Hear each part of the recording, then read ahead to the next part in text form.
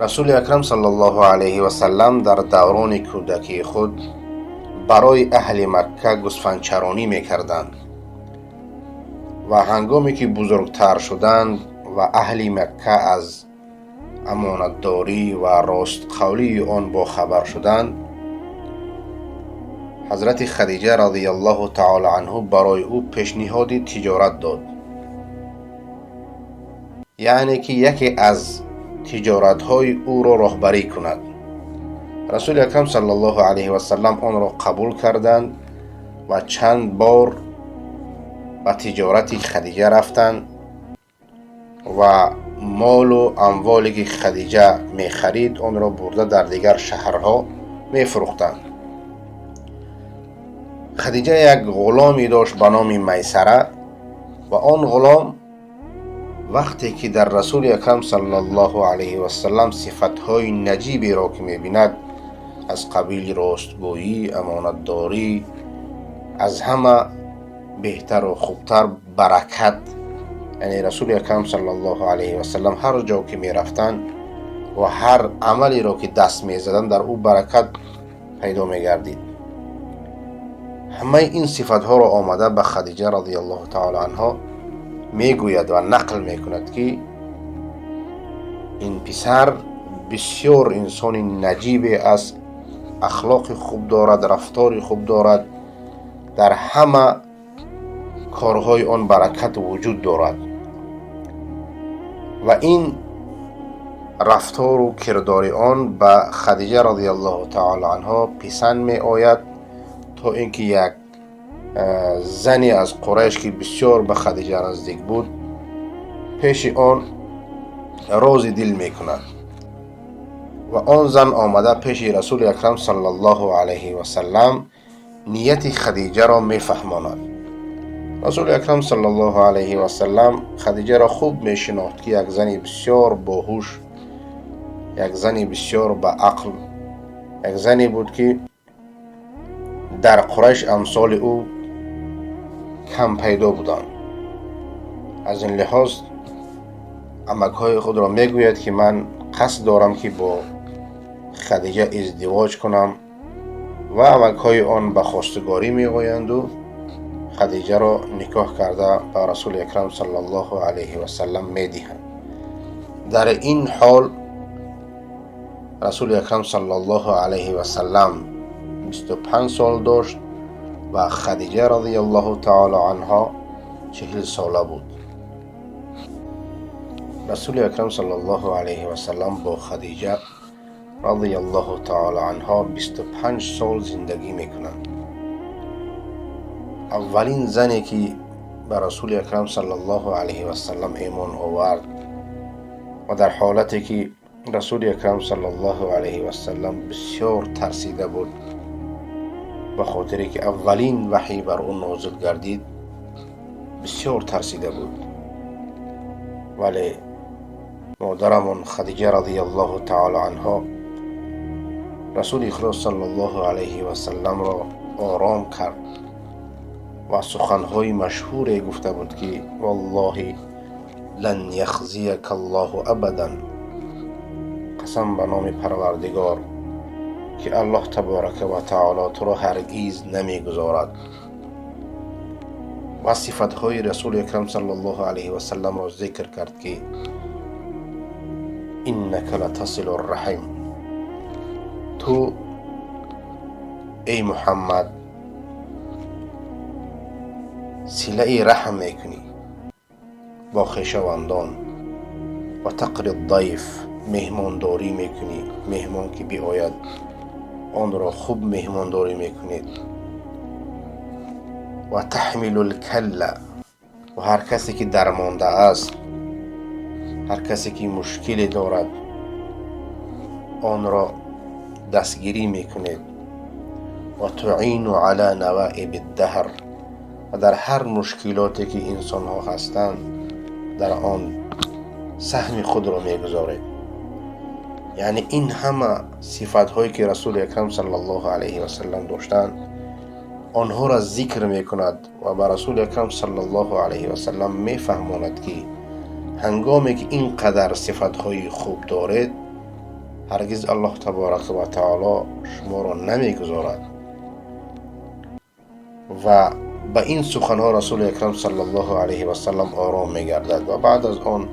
دیگرها ایمان می آورند. حضرت ابوبکر رضی الله تعالی عنه، حضرت علی کرم الله وجهه، حضرت عثمان و دیگرها آهسته آهسته ایمان می آوردند و اسلام به همین گونه پهن شد. تمام فرزندان رسول اکرم صلی الله علیه و سلم از خدیجه بودند بغیر از ابراهیم. قاسم پسر رسول اکرم صلی الله علیه و سلم که کنیشان هم ابوالقاسم بود، رقیه دخترشان، زینب، کلثوم و عبدالله یا اینکه طاهر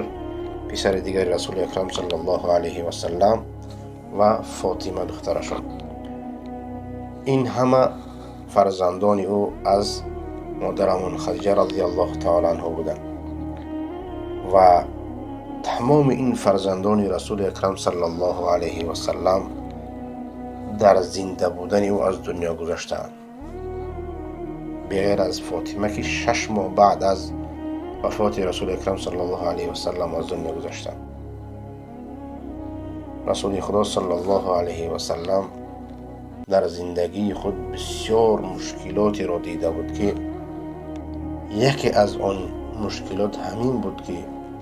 کسانی که آنها را رسول اکرم صلی الله علیه و سلم بسیار دوست می داشت به دست خود در گور ماندند و آنها را در زندگی خود در قبر گذاشتند. فرزند خود را در گور گذاشتن و در قبر گذاشتن بسیار یک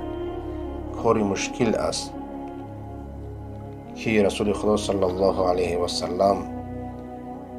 پسر خود قاسم و عبدالله، ابراهیم،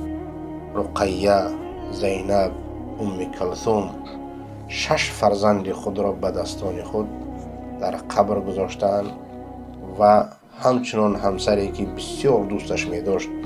حضرت خدیجه رضی الله تعالی عنها که در سال 10 بعثت از دنیا گذشتند. یکی از پسران رسول اکرم صلی الله علیه و سلم ابراهیم بودند که هنگامی که رسول خدا صلی الله علیه و سلم پسردار شدن، ابراهیم را به دست خود گرفته و برای اصحاب خود نشان میداد که پیغمبر شما فرزنددار شد، پسردار شد گفته.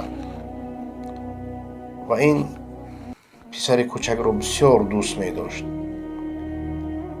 تا اینکه 1.5 ساله شد و بعد از 1.5 سال روز رسول اکرم صلی الله علیه و سلم نشسته بودند که حضرت عبدالرحمن ابن عوف یا اینکه حضرت عمر می آید و می گوید که ای رسول خدا، ابراهیم فرزندتان جان می دهد.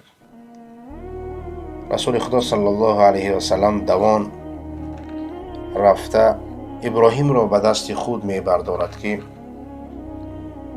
ابراهیم جان می دهد. رسول خدا صلی الله علیه و سلم می گوید که ان القلب لیحزن، این دل غمگین می گردد، و ان العین لتدمع، و این چشم اشک می ریزد، و این علی فراقک یا ابراهیم لمحزونون، و ما از فراق تو از ای ابراهیم غمگین هستیم. لیکن ما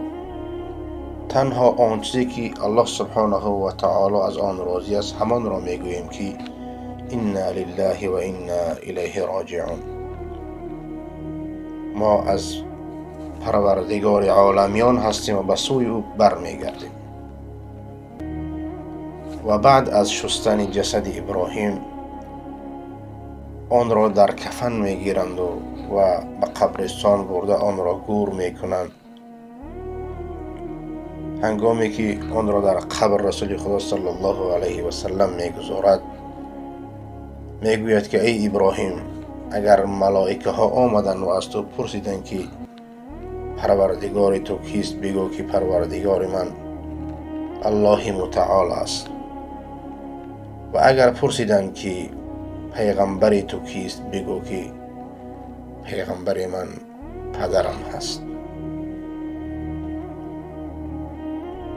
و حضرت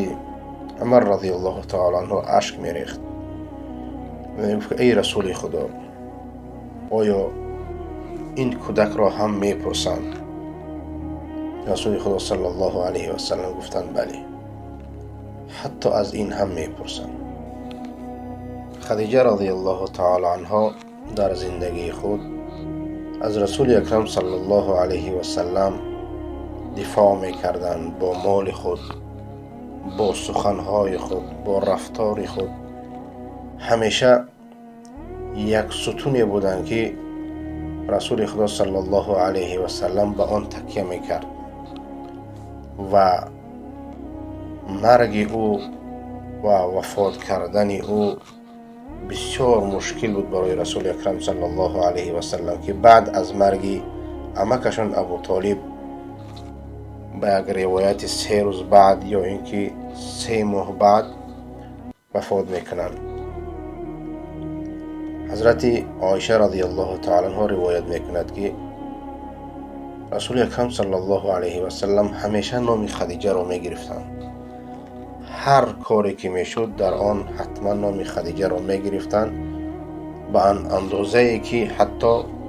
رشکشان می آمد حضرت عایشه را. و وقتی که یک گوسفند میکشتند یا اینکه یگان قربانی داشتند، به همون زنهایی که حضرت خدیجه رضی الله تعالی عنها با آنها دوستی داشت، برای آنها حق آنها را جدا میکرد رسول خدا صلی الله علیه و سلم و به آنها میفرستاد. و هنگامی که عایشه رضی الله تعالی عنها رشک میکردند، میگفت که اینی قد رزقت حبها، یعنی که من محبتی خدیجه را از طرف الله سبحانه و تعالی برای من روزی داده شده است. یعنی این یک رزق است، محبتی که با خدیجه رضی الله تعالی عنها داشتن. میگفت این یک رزق است که الله تعالی برای من داده است. رسول خدا صلی الله علیه و سلم 25 سالی که با حضرت خدیجه رضی الله تعالی عنها زندگی کردند، یگانه همسرشان حضرت خدیجه بود و بر آن هیچ زنی نگرفته بودند. و بعد از آن که